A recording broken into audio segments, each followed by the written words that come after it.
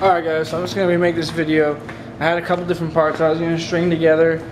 I finished up my paint on my bay. It's going to be like a longer video actually because I'm going to do a lot of stuff. So finished up the paint in my bay and I decided to make a video about that, and I did. Then I added on to that and then I was like, fuck it, I'm just going to make a proper video with like some real content. So new hood's on. It's not even like, it doesn't have hinges yet. It was just on because I was going to leave it outside overnight, but I have to get the hinges, get the motor in, and there's going to be a cowl on this when it's all said and done.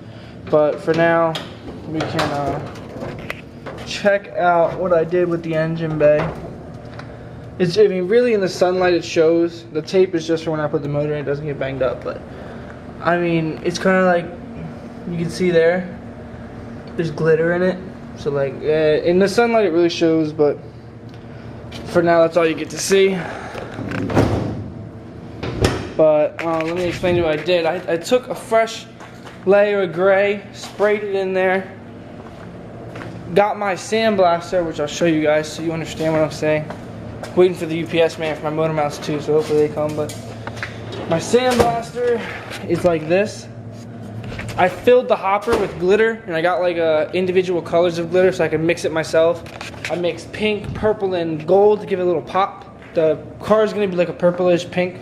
So I use purple and pink glitter in the bay, so when it's all together and you pop the hood, it should really like blend well. But I sprayed that in the paint and then I cleared over it with 2 layers of clear. I could have went more, but I'm not really looking for perfect.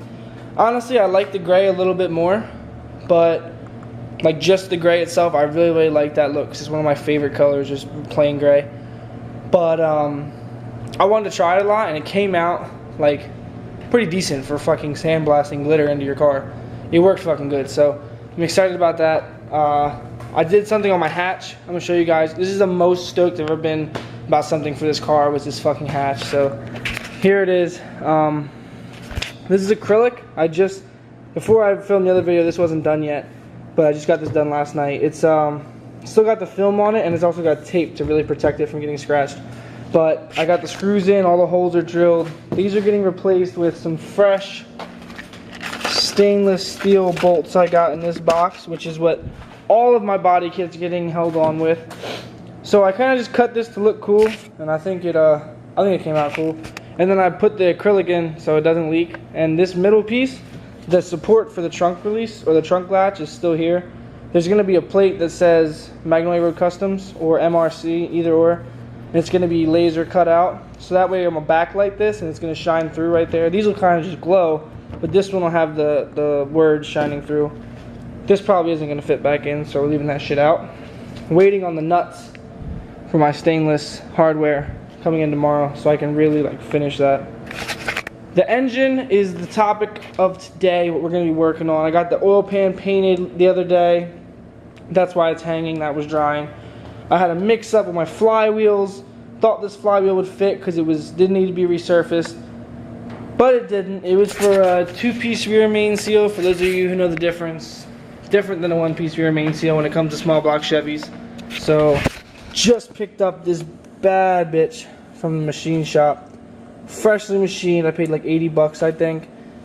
And this thing was real rusty. He did a great job. Jordan's Machine in Hainesport, New Jersey, if anyone around here needs something. So cleaning this up, putting all this ARP hardware we have on with our clutch on the back of the motor, bolting on my Lakewood bell housing, maybe mock up some headers just because I can fuck around and do it.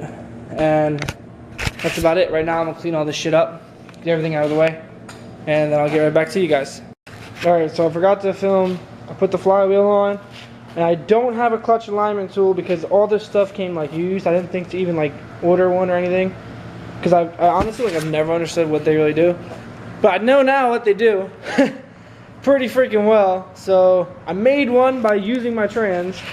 I have my T10 here jammed in here, and pretty much what I'm doing, 2 bolts in the pressure plate. I'm kind of like jacking it up until the flywheel's at the right angle this way, and then turning the motor until the flywheel or the friction plate is like touching the flywheel all the way around. So hopefully when I go to assemble this, it'll still be correct. And I think it's fucking working, which I'm really excited about. We'll know when I go to put the motor in, but I'm gonna bolt this shit up, stuff up, And then I'm going to throw on my, torque all the pressure plate bolts, throw on my bell housing, torque that on. Hopefully UPS man gets here with my motor mounts. Maybe get ballsy and try and put it in the car. But we'll see, and I'll keep you updated. So I just realized something really shitty, except for the fact that my camera's about to die and these batteries are like brand new.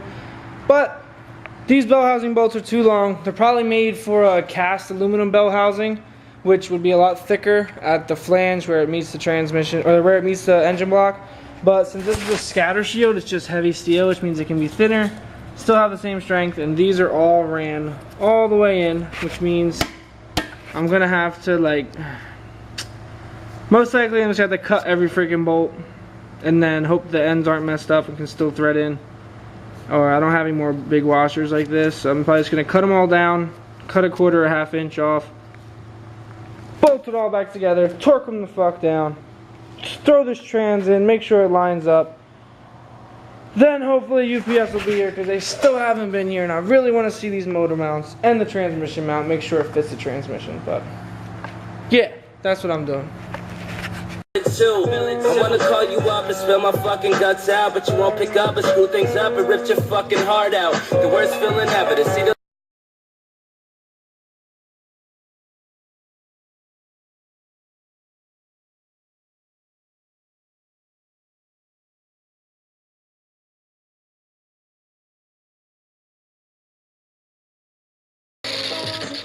when it falls apart. Yeah. Okay. Listen to your heart. Alright, so I got a lot of stuff done today. Of course, I forgot to document. I just had the trans on, so it was like the full assembly. Let me turn this down. So I had a full assembly on, so you could kind of see how it looked.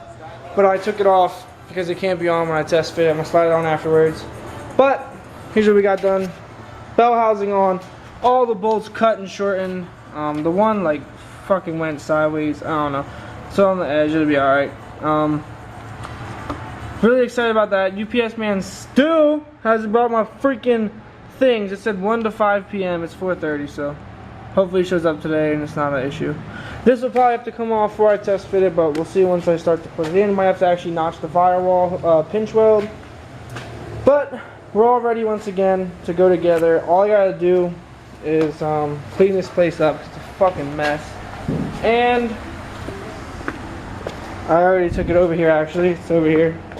I'm a freaking dummy. Put this dust shield on. I think I need to get bolts for it. But this goes like that. On the bottom, I think. Like this rather. So that way like stuff doesn't get up in your flywheel and bell housing. So I'm gonna paint that real quick. Bolt it on. Gotta get some nuts like I said, I think. But we're almost ready. We're almost there, I'd say. So hopefully I'll be able to update it real quick one more time with the mounts on. And then tomorrow some test fitting and edit this video maybe. So yeah. Alright, so it's all in. The swap mounts came in from McKinney down there. This is one of the headers. It fits so freaking perfect. It's not even funny. The trans mount is over there. Dying. Here's the swap mounts. They look beautiful. Put the trans in hopefully tomorrow. Distributor, I might need to get a new one, but I'm gonna try and fit that one. The new one will look better anyway, so might do that. I'm not even gonna test fit the carb yet because the motor might have to come out. Who knows? I have to put the starter in because my dumbass forgot to do that when it was out.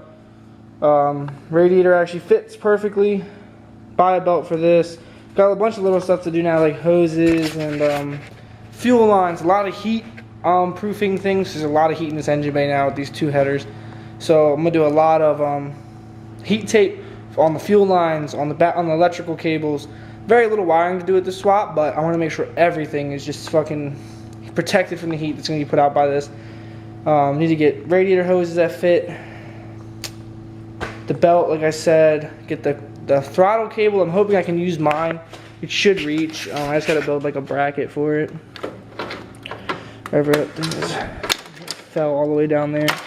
But I'm probably gonna run it around and like run it here or something because it's supposed to be mounted like back here. So unless I can make that loop look good somehow, I'm just gonna flip the carb so it pulls like that and it'll look a little bit better.